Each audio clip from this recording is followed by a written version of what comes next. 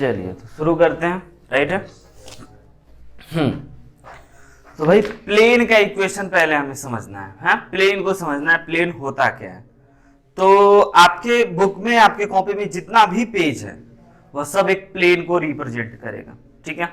But sir mathematically उसको कैसे हम लोग क्रैक करें डेफिनेशन वाइज, है ना। तो प्लेन कहता है कि plane is a locus, plane locus है ना। किसी मिड पॉइंट का लोकस है, 2 पॉइंट से, है ना। जैसे कि मान के चल लेते हैं हमारा, अब ये 3D में प्लेन जो होगा वो हमेशा 3D में होगा, राइट है। 3D कहने का मतलब कि स्पेस में होगा, है ना। एक पेज अगर आप उठाओगे, है ना, राइट है, इस प्रकार से यह एक प्लेन है ना।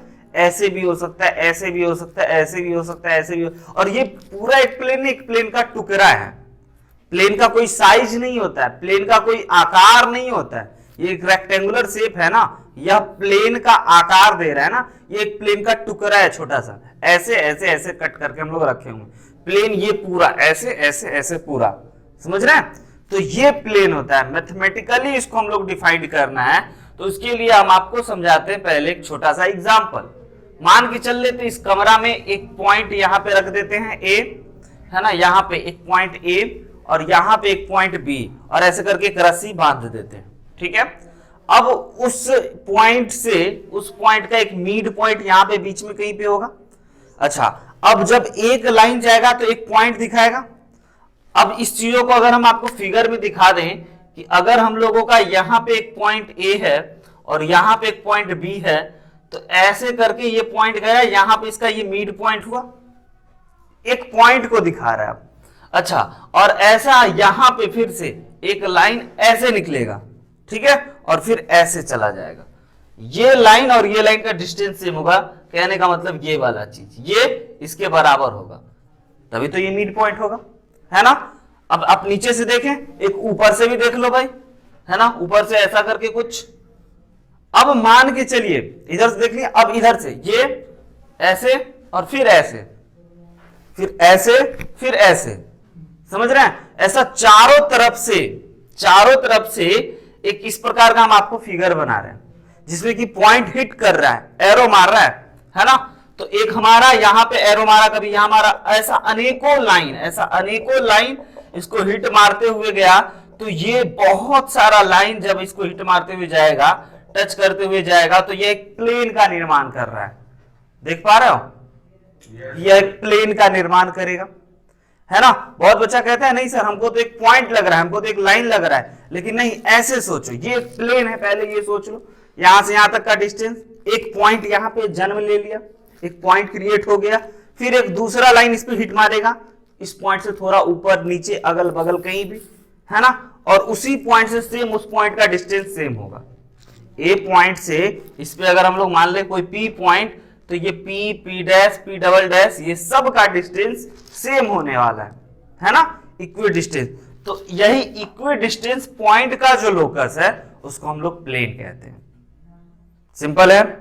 लाइन में हम लोग क्या बताए थे, लाइन को समझना बहुत इजी था। लो भाई ये लाइन है, क्योंकि आप बचपन से लाइन को जान रहे हो, समझ रहे हो कि ये ना पॉइंट का लोकस है, स्ट्रेट लाइन का। सिंपल, बहुत सारे पॉइंट को इकट्ठे अगर मिला दीजिए तो हम लोग का एक स्ट्रेट लाइन बन जाता है। बट प्लेन जो है वह भी पॉइंट का लोकस है, बट इक्वी डिस्टेंस पॉइंट का, स्पेस में, 3D में, बोर्ड पे नहीं, कॉपी पे नहीं, है ना।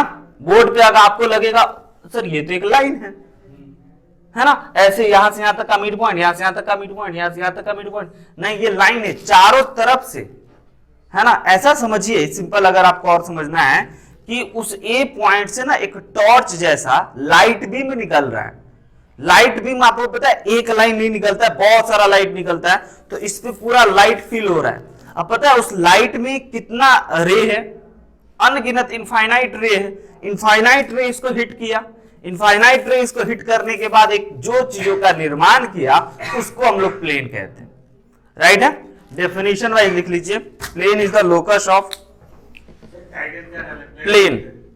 टाइटल अपना प्लेन, इंपॉर्टेंट एक दिन का, है ना, बहुत इंपॉर्टेंट बोर्ड एग्जामिनेशन और कॉम्पिटिटिव पॉइंट ऑफ व्यू से भी, है ना। तो इन 3D में, क्योंकि 2D में तो वो लाइन बन जाएगा, इन 3D, जी हाँ, in 3D plane is locus of all point equidistance from is locus of all point equidistance from A and B। ऐसा कुछ, ये प्लेन अभी बना है 3D में, प्लेन स्पेस में, ये इसको हिट किया है ना, और फिर इधर से निकल गया। तो यहां से यहां तक का दूरी, ये दूरी और यहां से यहां तक का दूरी सेम होगा, इक्वी डिस्टेंस, एक पॉइंट निकला और इसके ऊपर से अब गया, ऊपर से गया, लेकिन हम लोग ऐसे ही दिखाएंगे ना, यहां पे हिट किया, फिर अब इसके ऊपर से था, फिर बोर्ड के पीछे से गया एक लाइन, है ना, जिसको हम ऐसे ही दिखा सकते हैं, फिर बोर्ड के ऊपर गया, नीचे गया, लेफ्ट गया, राइट गया, और ऐसा अनेकों पॉइंट गया, उन सभी मिड पॉइंट का, है ना, उन सभी मिड पॉइंट ना एक प्लेन का निर्माण कर गया, ऐसा कुछ, जहां पे ए और बी और ये जो भी प्लेन पे पॉइंट पड़ेंगे वह मिड पॉइंट होगा।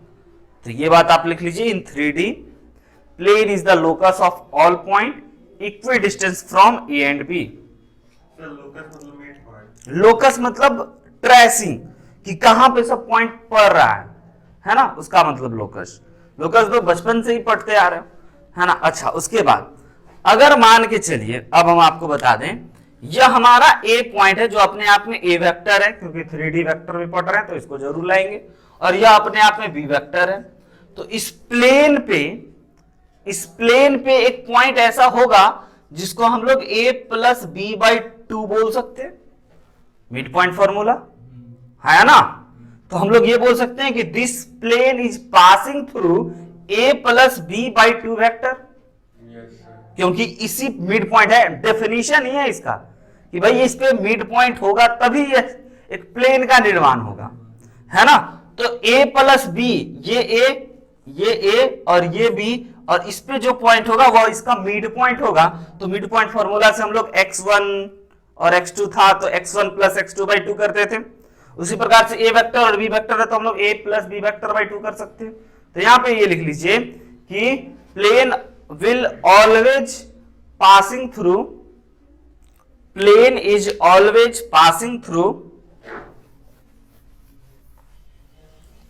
a plus B vector. ये फिगर बना लीजिएगा, समझते चलिएगा, बहुत आसान है, ज्यादा दिक्कत नहीं है। होगा तो आप हमें रोक देना, पूछ लेना, ठीक है, चिंता मत करना। Always passes through a plus B vector by 2, a vector plus B vector by 2, and line joining A B. अगर a से b को मिलाएंगे, and line joining A B and line joining AB is perpendicular to the plane। अब ये बात आप समझे कि नहीं? अब इस बातों को समझाने के लिए आपको ऐसा प्लेन हम दिखाएंगे। भाई देखो ये प्लेन, यहां पे इस फोटो को ऐसे रोटेट कर दिए, यह हमारा A पॉइंट, यह हमारा B पॉइंट, ये इस पे परपेंडिकुलर होगा या नहीं? बताइए। तो यही बता रहा है कि लाइन ज्वाइनिंग, अगर A से B को अगर आप मिला दोगे, है ना, और मिलाया हमेशा सीधा जाता है या ऐसे मिलाओगे? समझ रहे हो ना, A टू B। तो ये लिख लीजिएगा कि AB is perpendicular to this plane, A plus B vector by 2 passing, right है, और AB vector is perpendicular to the plane, right है। अगला लिखिएगा डेफिनेशन। अगर हम आपको लिखाना चाहें तो पहला बात तो आप इंट्रोडक्शन लिखे थे प्लेन का, अब आप इसका डेफिनेशन लिख लीजिए। डेफिनेशन क्या कहता है कि plane is the locus of, plane is the locus of the point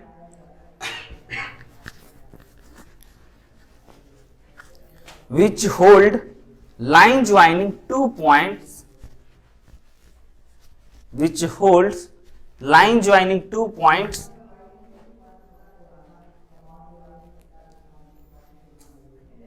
such that it's always remains perpendicular of the fixed line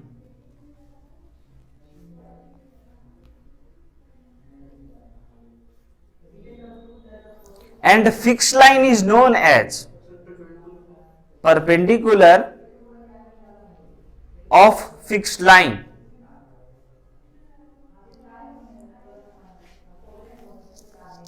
and fixed line is known as direction vector or normal vector and fixed line is known as direction vector और fixed और normal vector of the plane. समझिएगा खास बात बच्चों कि plane जो है ना, ये जो इसका फिक्स्ड लाइन है ए बी, इसको हम लोग डायरेक्शन वेक्टर कहते हैं या फिर नॉर्मल वेक्टर कहते हैं। क्या कहते हैं? Normal vector. अब ये नॉर्मल वेक्टर ना बच्चों बड़ा ही काम का चीज है, बहुत ही काम का चीज है। जैसे ही स्ट्रेट लाइन में अगर आपको पता होगा कि पैरेलल वेक्टर इंपॉर्टेंट रोल में हुआ करता था, पासिंग पॉइंट की कोई खासियत नहीं, कहीं भी खेलने के लिए, हम बोले थे ना दूसरे के लिए जरूरत पड़ने पे वो साथ खड़ा होता था और हर जगह कैलकुलेशन खुद करके निकलता था। प्लेन लाइन की इक्वेशन से कोई मतलब नहीं होता था, सिर्फ मतलब होता था वो किसके पैरेलल है। उसी प्रकार से प्लेन में है ना, प्लेन की इक्वेशन से हम लोगों को ज्यादा मतलब नहीं होगा, बस इक्वेशन जानेंगे, लेकिन असल जो होगा ना ये असल रोल में होगा, है ना, यही रोल में होगा, गजब का रोल निभाएगा ये नॉर्मल वेक्टर। कोई भी प्लेन आएगा, प्लेन कैलकुलेशन में, प्लेन का इक्वेशन कैलकुलेशन में कुछ नहीं कर पाएगा, उस प्लेन का नॉर्मल वेक्टर आपको पता करना होगा और नॉर्मल वेक्टर गजब का रोल निभाएगा। ठीक है, तो हर एक प्लेन, मतलब प्लेन अधूरा है, हम ये कह सकते हैं कि प्लेन अधूरा है जब तक कि उस प्लेन के परपेंडिकुलर कोई वेक्टर ना दे। हमेशा आपको कोई प्लेन देगा, राइट, ऐसे एक प्लेन देगा, है ना। अब ये प्लेन जैसे ही दिया तो उस पर आपको एक नॉर्मल वेक्टर देगा, ऐसे या ऐसे, कैसे भी एक नॉर्मल वेक्टर। अब नॉर्मल वेक्टर होता क्या है? उस प्लेन के एकदम परपेंडिकुलर, राइट है। यहां भी, यहां कहीं भी हो सकता है, ये जरूरी नहीं कि एकदम बीच में हो, इस कॉर्नर पे भी हो सकता है, क्योंकि ये लाइन और ये बुक 90 डिग्री एंगल बना रहा है। एक प्लेन का सबसे अच्छा उदाहरण आप अपने हाथ में किताब पकड़ लो, है ना, ये एक प्लेन हो गया, लीजिए परपेंडिकुलर हो गया। बात समझ में आ रहा है? एक प्लेन के लिए नॉर्मल वेक्टर बड़ा काम का चीज होगा। जब भी प्लेन आएगा नॉर्मल वेक्टर उसके साथ ही आएगा, चाहे इक्वेशन में बोलो, वेक्टर फॉर्म में बोलो, कार्टेशियन फॉर्म में बोलो, कोई में भी बोलो, जरूर आएगा।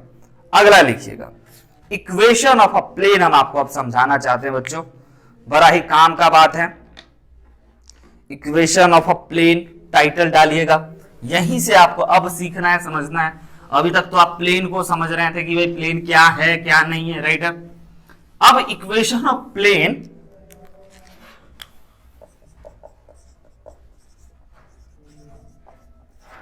इक्वेशन ऑफ अ प्लेन है ना, पहला फॉर्म है, पहला इक्वेशन है। बहुत सारा इक्वेशन जानेंगे।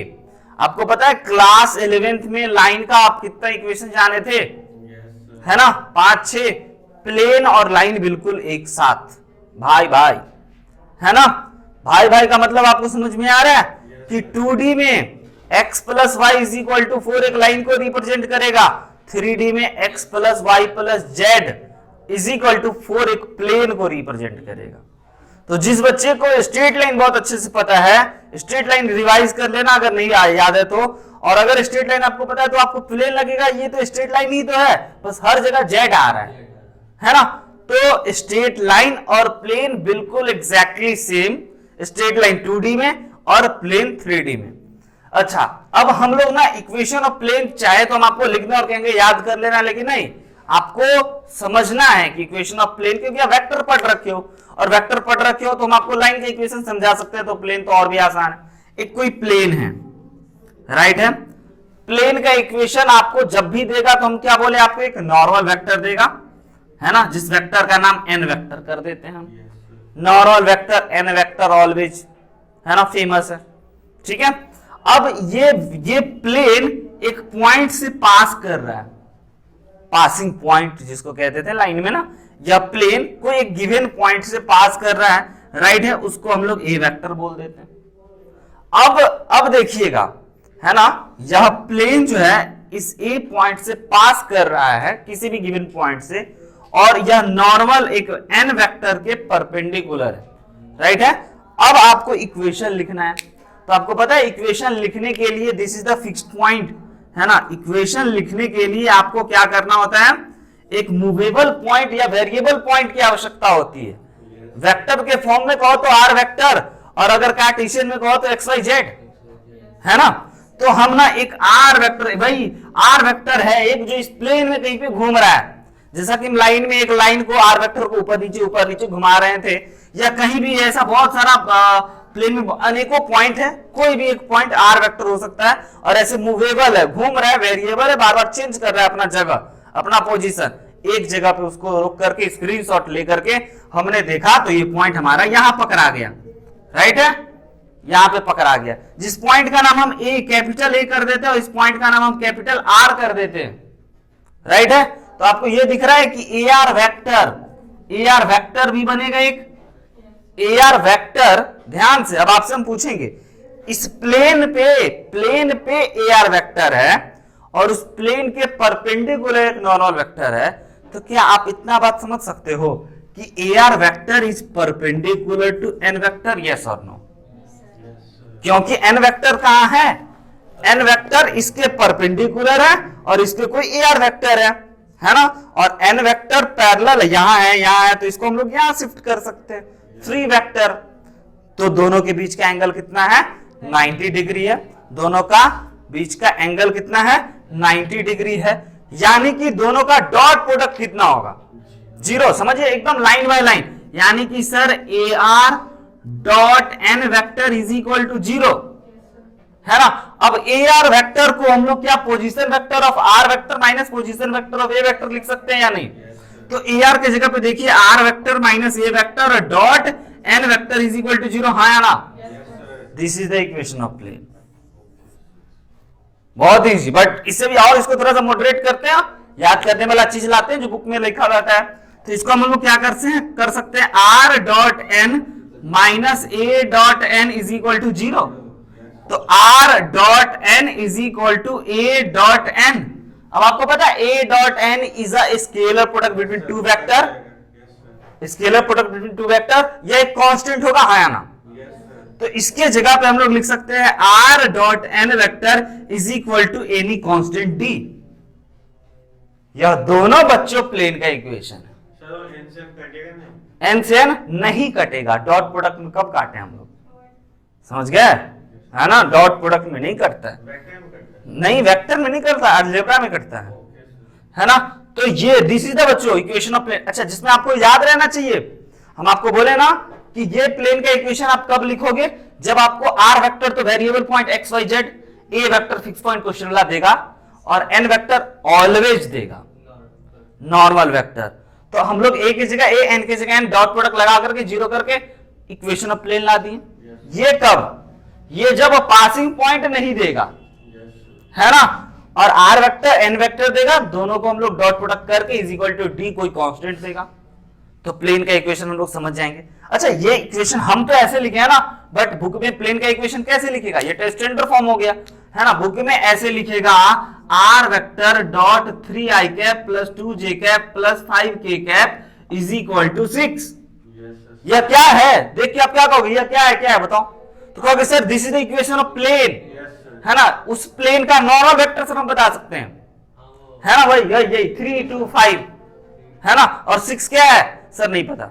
6 ना ए डॉट एन का स्केलर प्रोडक्ट है ना।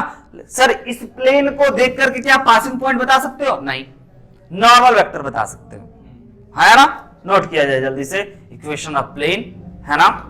आपको याद रखना है ये 2 हाइलाइटेड पॉइंट।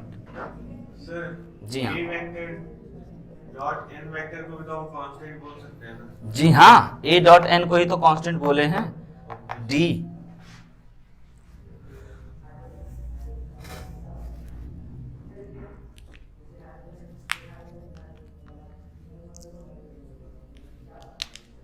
अच्छा बच्चों, इसको हम लोग एक और नाम कहते हैं, दिस इज नोन एज, ये भी लिख लीजिएगा, this is the also equation of plane, but this is also known as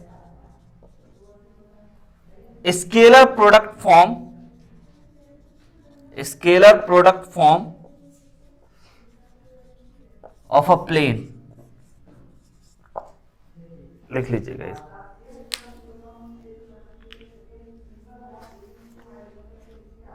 अब हम आपसे एक प्यारा सा प्रश्न पूछेंगे, है ना, जल्दी से नोट किया जाए।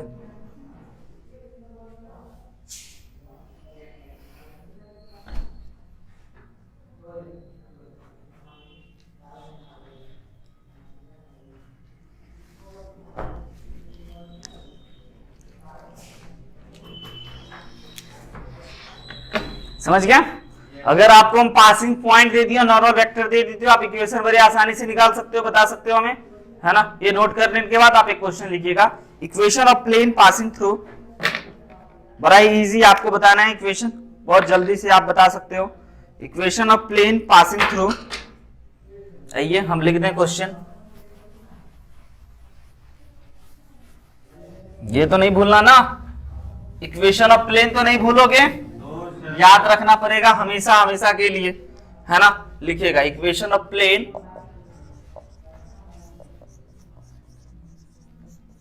Passing through 1, 2, 0 and perpendicular to i cap plus 2j cap plus 3k cap.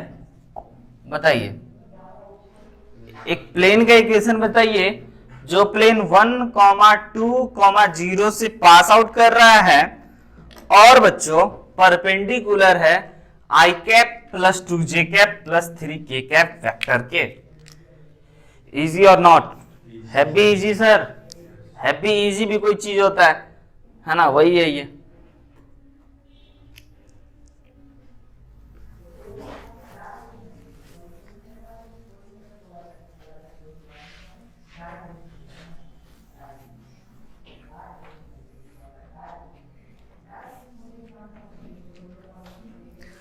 आपको जो हम प्रूफ बताएं वो अभी आप शुरू से कर सकते हो, लेकिन जो प्रूफ बताने का जो एक डब्बा में डाल दिए वो हमारा एक रिजल्ट आ गया, उसको आप डायरेक्ट यूज कर सकते हो। कोई पूछेगा बताओ ये कैसे आया, तो आप तुरंत उसको प्रूफ करके बता दोगे कि भाई देखो, उसी से पूछना बताओ दोनों परपेंडिकुलर होगा है ना, बोलेगा हाँ परपेंडिकुलर है, तो परपेंडिकुलर है तो दोनों का डॉट प्रोडक्ट 0 करेंगे, तो हाँ 0 करेंगे, तो लो भाई इक्वेशन ऑफ प्लेन आ गया, है ना। तो फिक्स पॉइंट ये दे रखा है, मूवेबल पॉइंट r वेक्टर आपको अपने मन से एज्यूम करना है, और ये नॉर्मल वेक्टर दोनों का डॉट प्रोडक्ट 0, इक्वेशन आपके हाथ में। देखिए कहो तो हम क्या एकदम स्टार्टिंग से फॉर्मूला टाइप बना दें या फॉर्मूला का मदद लेके डायरेक्ट लिख दें? डायरेक्ट लिख दें। तो डायरेक्ट बच्चों आप अभी पढ़े हैं r minus A vector, right है, dot N cap is equal to 0 sir, this is the equation of plane, है ना। आर वेक्टर की जगह आर वेक्टर ही लिख देते हैं और ए वेक्टर की जगह पे आई कैप प्लस 2j कैप, है ना। और इसके साथ इसका डॉट प्रोडक्ट किसका, इसका i cap plus 2j cap plus 3k cap is equal to 0 ना भूलें। अब पहले इसके साथ इसका डॉट प्रोडक्ट, तो are dot i cap plus 2j cap plus 3k cap, right है, माइनस ये i plus 2j dot i plus 2j plus 3k is equal to 0।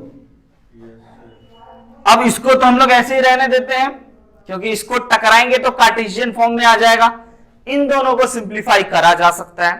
तो r dot i plus 2j plus 3k minus 1 बच्चों, right है, plus 4 plus 0 is equal to 0। तो इसको हम लोग लिख सकते हैं ऐसे, R vector is equal to I cap plus 2j cap plus 3k cap is equal to 5। This is the equation of plane. यह हमारा प्लेन का इक्वेशन हो गया, है ना। ये हो गया अपना प्लेन का इक्वेशन, है ना। बट आप कहोगे कि सर प्लेन ना ये वेक्टर फॉर्म में, किस फॉर्म में है, वेक्टर फॉर्म में। लेकिन आप कहोगे सर हम तो अलजेब्रा के महारथी हैं, है ना, हमको तो एक्स वाई जेड वाला फील आता है, इक्वेशन का नाम लेते ही एक्स वाई जेड समझ में आता है, ये आर वेक्टर करके इक्वेशन नहीं पल्ले पड़ता है। लेकिन आप पल्ले पड़ रहा होगा, आप वेक्टर में इतना चीज सीख लिए तो, लेकिन फिर भी तो जी हाँ, इसका कार्टेशियन फॉर्म भी होगा।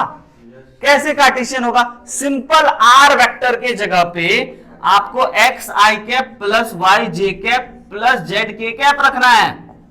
तो अगर आप इस आर वेक्टर की जगह पे ये डाल दिए और उसके बाद डॉट प्रोडक्ट लगा दिए तो आपके पास एक्स वाई जेड में कुछ आएगा।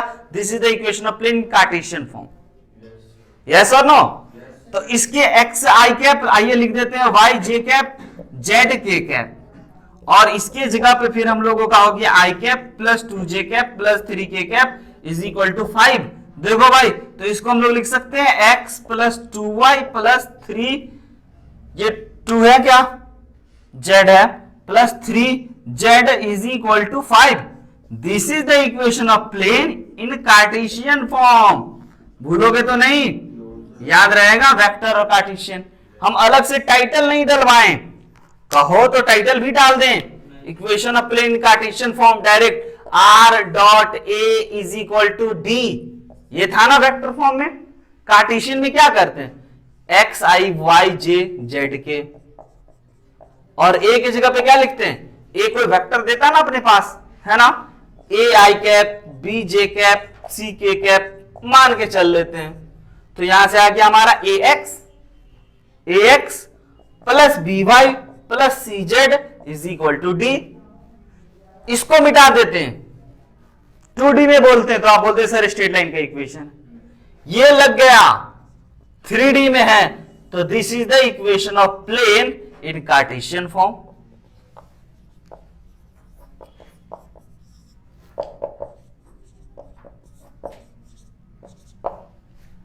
नोट कर लो जल्दी से, वेक्टर और कार्टेशियन दोनों साथ साथ, कोई दिक्कत नहीं है, समझ रहे हैं। आपको हमने पूछा कि अगर आपको एक प्लेन का इक्वेशन दे दिया जाए x plus Y plus Z is equal to -1, this is the equation of a plane. आपको इसको वेक्टर फॉर्म में कन्वर्ट करना है, तो आप क्या करोगे, simple sir r vector is equal to I cap plus J cap plus K cap, minimum calculation, ज्यादा समय नहीं, इज इक्वल टू -1। अब हम आपसे पूछ रहे कि भाई बताओ इस वेक्टर का नॉर्मल वेक्टर, इस प्लेन का या किसी प्लेन का इक्वेशन होगा ना, तो इस प्लेन का नॉर्मल वेक्टर सर, तो लीजिए sir normal vector is equal to I cap J cap plus K cap. Yes और नो? अच्छा, अगर वेक्टर कार्टेशियन फॉर्म में ही हो, कार्टेशियन फॉर्म में होने के बावजूद अगर आपसे हम पूछ ले नॉर्मल वेक्टर, तो क्या आप बता दोगे या फिर उसको वेक्टर में कन्वर्ट करना पड़ेगा?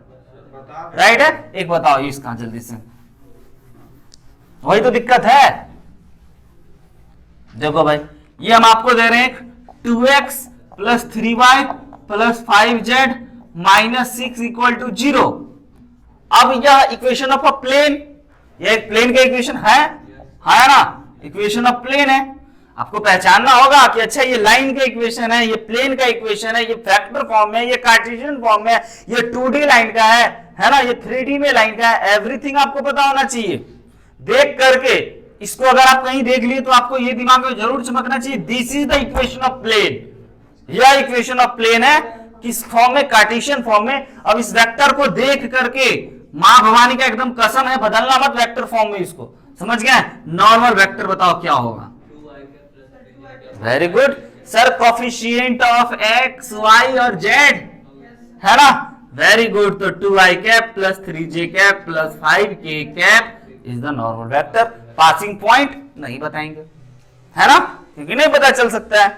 चलिए आगे, इक्वेशन ऑफ प्लेन, है ना, मैं बच्चों आपके लिए इंपॉर्टेंट लर्निंग की अगर हम बात करें तो आपने अभी तक क्या सीखा ये भी जरा दिखा दें हम।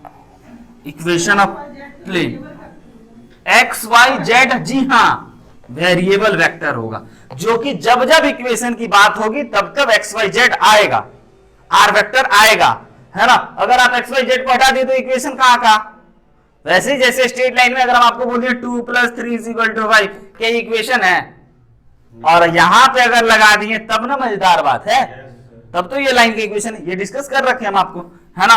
तो आपने अभी तक क्या सीखा उसको जरा एक बार डिटेल में समझिए, है ना। सॉरी, शॉर्ट में समझिए, डिटेल में आप समझ चुके हैं। Equation of plane, equation of plane आपने समझा, r - a dot n cap = 0। अब हर एक चीजों को आपको समझना है, पोस्टमार्टम करना है कि कौन क्या है, तभी तो आप इक्वेशन लिख पाओगे। तो आइए, ये आपको पता है दिस इज द बच्चों वेरिएबल पॉइंट, यस और no, this is fixed point या पासिंग पॉइंट। ये ऐसे करके आप एरो बना करके लिख लेना कॉपी में, ये फिक्स्ड पॉइंट या पासिंग पॉइंट, राइट है। And this is normal vector या परपेंडिकुलर वेक्टर या डायरेक्शन वेक्टर, आया ना।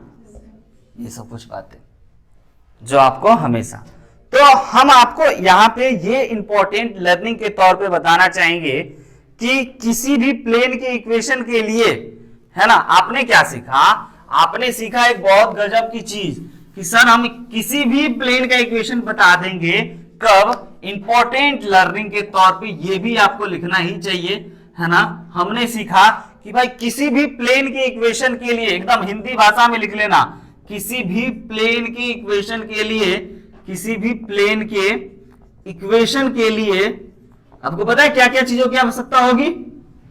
किसी भी प्लेन के इक्वेशन के लिए आपको फिक्स्ड पॉइंट, राइट है, एंड नॉर्मल वेक्टर मस्ट है, हाँ ना। बहुत खास बात, अगर आपको फिक्स्ड पॉइंट हम दे दें, नॉर्मल वेक्टर दे दें, तो आप उस प्लेन का इक्वेशन बता सकते हो। ये इंपॉर्टेंट बात, ठीक, नजरें जमा करके, क्योंकि यहीं से हम क्वेश्चन निकालेंगे, ठीक है। तो वेक्टर आप समझे,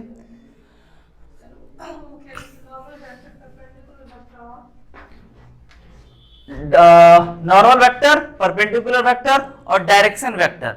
डेफिनेशन में लिखिए ना, fixed line is known as normal vector and direction vector also.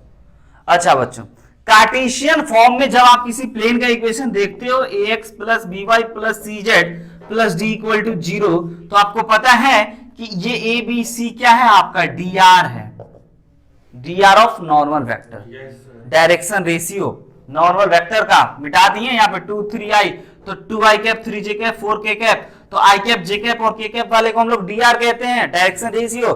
Direction cosine के लिए 2/मैग्नीट्यूड, 3/मैग्नीट्यूड, 5/मैग्नीट्यूड करते थे, बट बच्चों ये ABCR क्या है हमारा, dr है, coefficient of x, coefficient of y, coefficient of z।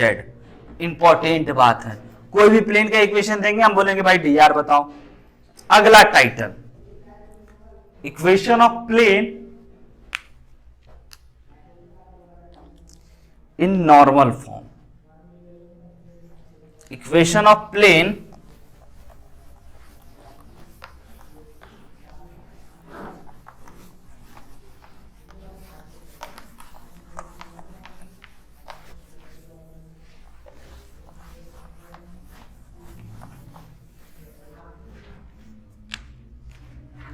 Title डालिए, इक्वेशन ऑफ प्लेन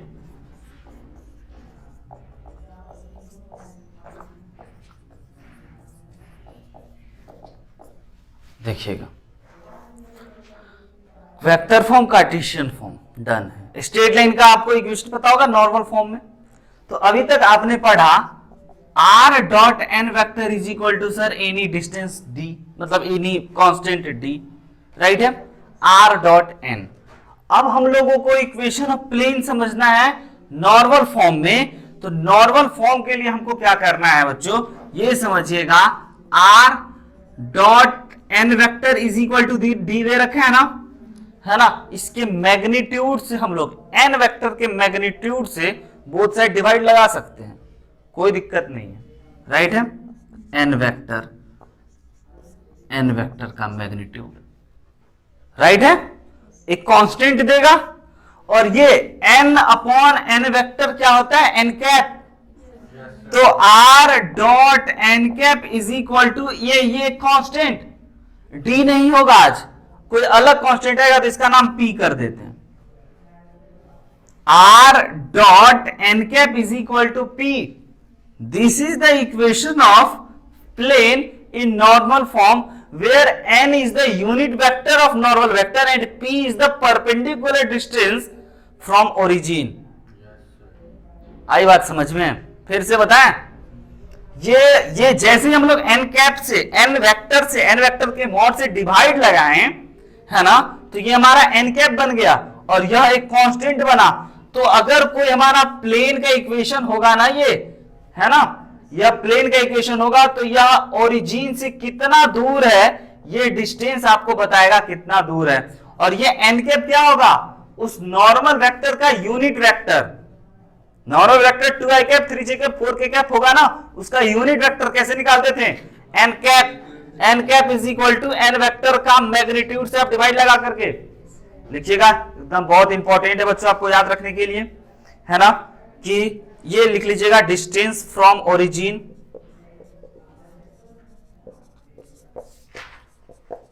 किसका, प्लेन का ही ना, ये प्लेन p यूनिट ऊपर है ओरिजिन से।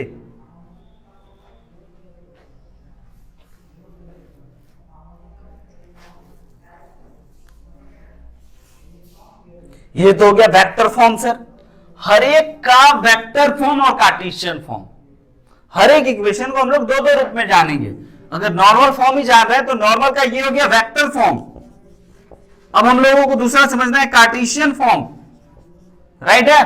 कार्टेशियन फॉर्म के लिए देखिए आर डॉट एन कैप जब हम लोग लिखेंगे, जरा समझना कि अगर हम एन वेक्टर को a i cap plus b j cap plus c k cap लिखे थे, जिसका हम आपको डी आर बोल गए एबीसी, तो अगर एन कैप लिखना होगा तो क्या एबीसी लिखें, तो दोनों में क्या डिफरेंस रह जाएगा सर, है ना। तो इसका मतलब सर इसके लिए आप एक जगह यूज किए थे ना, एल एम और एन डायरेक्शन कोसाइन में, है ना। तो इसको हम लोग कोई वेक्टर ही मानना है, ऐसा जरूरी नहीं आप यही मानो, लेकिन एल एम एन से फील आ रहा है, ओके यह यूनिट वेक्टर है ना, L I cap M J cap N K cap, right है।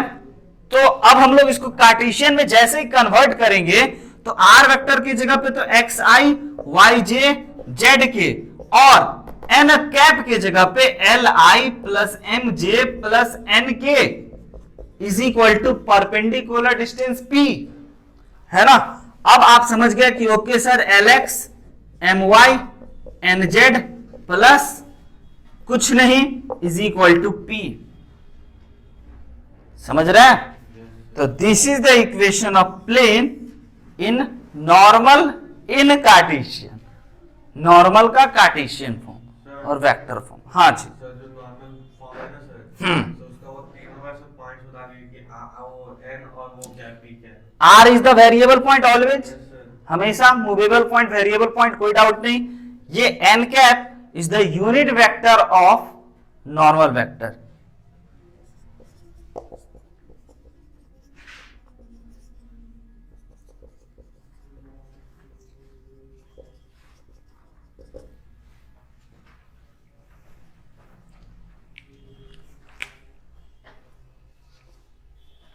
एंड बच्चों अगर आपका ax plus B Y plus C Z plus D equal to 0 दिया रहता तो आप क्या बोलते हैं, डी आर है।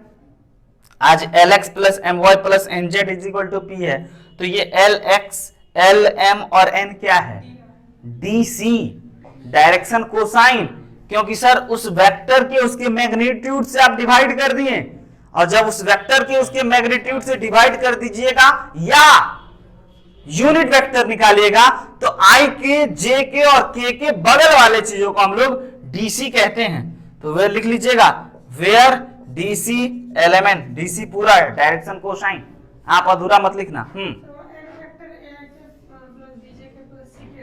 हाँ मैग्नीट्यूड, यस यूनिट वेक्टर कोई भी आया होगा ना, सिंपल बात, a upon under root A square plus B square plus C square, तो कोई कांस्टेंट आएगा ना मुन्ना, तो इसको ये लिखते हैं, उससे अच्छा एल लिख दिए, प्यारा सा नाम दिए, क्यों जटिल बनाए, चीजों को आसान बनाना ज्यादा इजी होता है। अगला लिखिएगा, नोट कर लीजिए जल्दी से,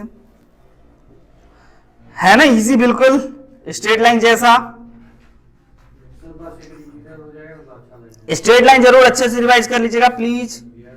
अगर इसको आप रिवाइज कर ले तो फिर बहुत अच्छी बात, नहीं रिवाइज किए तो कोई गम नहीं, है ना। लिखिएगा,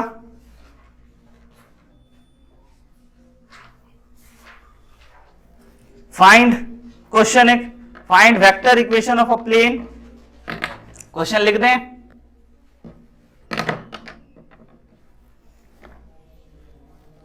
find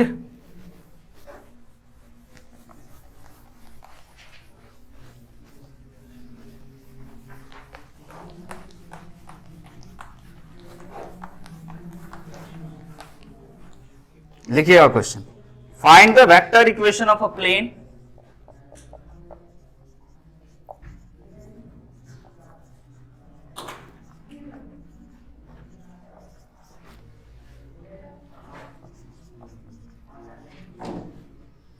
which is at a distance of 8 unit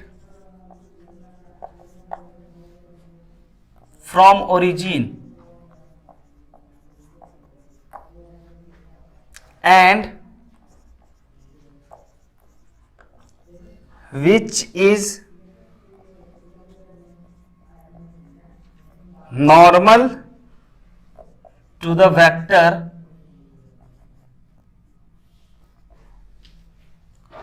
to I cap plus j cap plus k cap। Time दे या बना दे। Find the vector equation of plane. Important बात पे आपका नजर चल गया होगा पहले ही, ओके।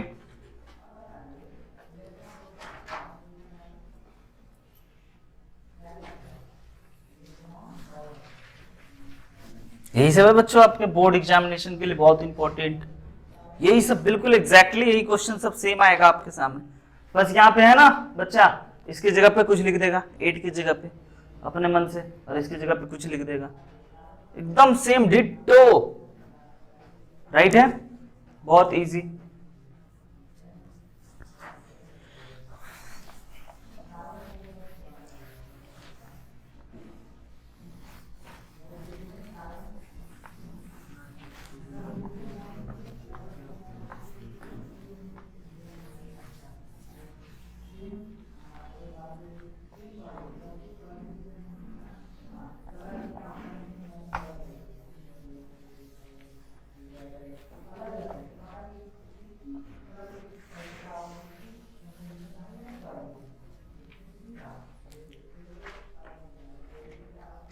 क्या कह रहा है क्वेश्चन? क्वेश्चन कह रहा है बच्चों आपको कि वेक्टर इक्वेशन निकालना है, ओके, एक प्लेन का जो 8 यूनिट है दूर ओरिजिन से।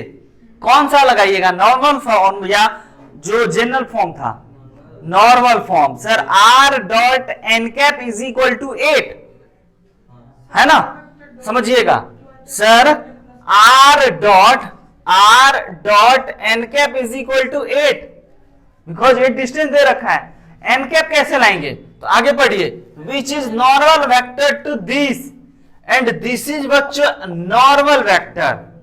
एन कैप नहीं, नॉर्मल वेक्टर का यूनिट वेक्टर नहीं, नॉर्मल वेक्टर। तो आपको जैसे ही नॉर्मल वेक्टर पता चला तो क्या आप एन कैप नहीं निकाल सकते? तो N cap is equal to normal vector और मैग्नीट्यूड ऑफ नॉर्मल वेक्टर, यहां से निकाल करके यहां पे डाल देंगे। सिंप्लीफाई करने के बाद इक्वेशन अपने हाथों में बच्चों, तो ये हम लोग इसको लिख सकते हैं 2 अपॉन अंडर रूट 2 का स्क्वायर प्लस 1 का स्क्वायर प्लस 1 का स्क्वायर आई कैप। बोलो राइट है, चलेगा? अरे कमाल बात है।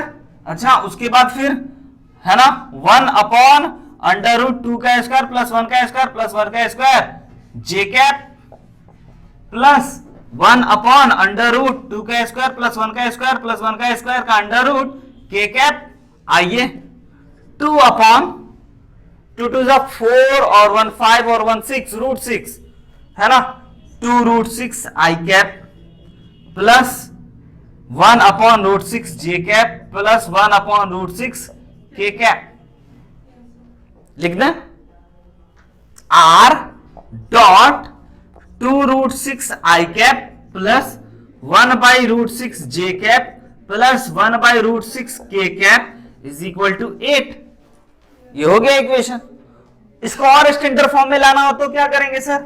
Okay, R dot 2 I cap plus J cap plus K cap is equal to 8 root 6 is your answer. Done है, बहुत इजी, कोई दिक्कत नहीं आपको। आगे बढ़िए, 2 टू जा 4 और 1 5 और 1 6, कोई दिक्कत नहीं, राइट है। आगे बढ़िए,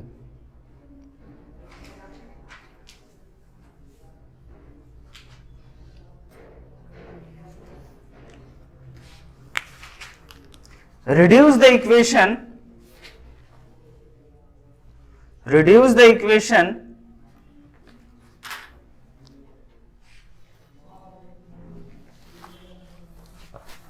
प्यारा प्यारा क्वेश्चन करा दें जो आप पढ़े हो, नहीं तो हम तो ये मतलब 5 मिनट में पूरा खत्म कर दें, लेकिन आप फिर क्वेश्चन प्रैक्टिस नहीं करोगे तो आपको फिर क्या फायदा। इसीलिए पहले हम आपको क्वेश्चन मोड में ला चुके हैं। नोट हो चुका था ना? पक्का? लिखो भाई, question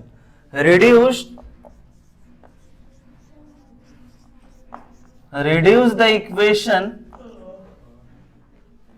r vector dot 3 i cap minus 4 j cap plus 12 k cap is equal to 5। क्या है ये? ऐसे लिख के दे देंगे, बोले ये क्या है? इक्वेशन ऑफ प्लेन है।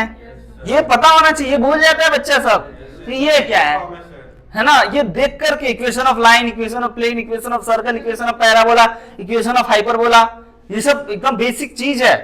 जिसको नहीं हो तो आप टैटू करवा लेना, है ना, मेहंदी वाला भी कम से कम। हाँ, नॉर्मल फॉर्म आगे देखते हैं।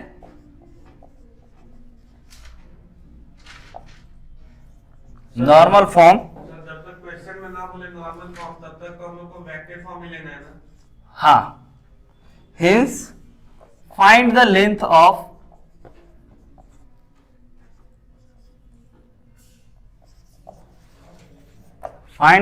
of perpendicular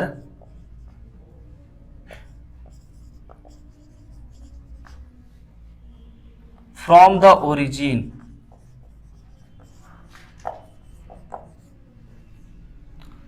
to the plane। चलिए, टाइम दिया।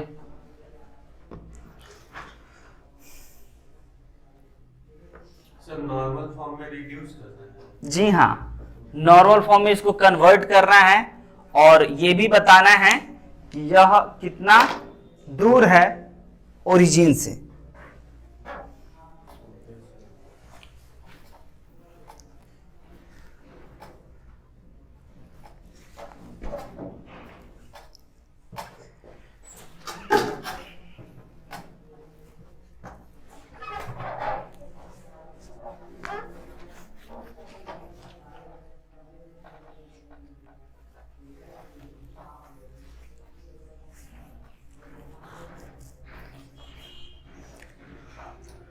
सर आप डेरिवेशन करवा दो तो क्वेश्चन बना दें सर, यूजफुल है।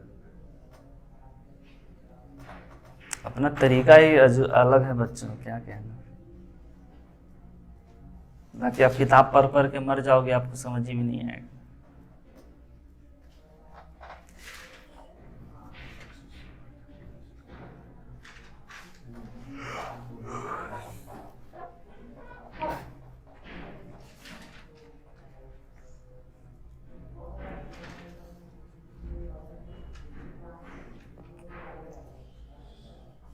सर बन गया। डन। बताइए, परपेंडिकुलर डिस्टेंस आपको पता चला? नॉर्मल से कितना दूर है, ओरिजिन से कितना दूर है पता चला? Very good. ओरिजिन से दूरी कितना है बच्चों? नहीं, 5 यूनिट नहीं होगा। थोड़ा ध्यान से कैलकुलेशन मिस्टेक मत कीजिए। है ना। आइए हम आपको बता दें कि ओरिजिन से कितना दूर है और नॉर्मल वेक्टर नॉर्मल फॉर्म में कैसे रिड्यूस करेंगे। तो वेक्टर का इक्वेशन आपको दे रखा है simple, R vector dot 3i cap minus 4j cap plus 12k cap is equal to 5। ये नॉर्मल फॉर्म में नहीं है, जनरल फॉर्म में। नॉर्मल फॉर्म में लाने के लिए क्या करते थे? जी हाँ, तो both side sir 3i cap minus 4j cap plus 12k cap divided by under root 3 का स्क्वायर प्लस 4 का स्क्वायर प्लस 12 का square is equal to 5 upon under root, वही चीज 3 का स्क्वायर प्लस 4 का स्क्वायर प्लस 12 का स्क्वायर, राइट है।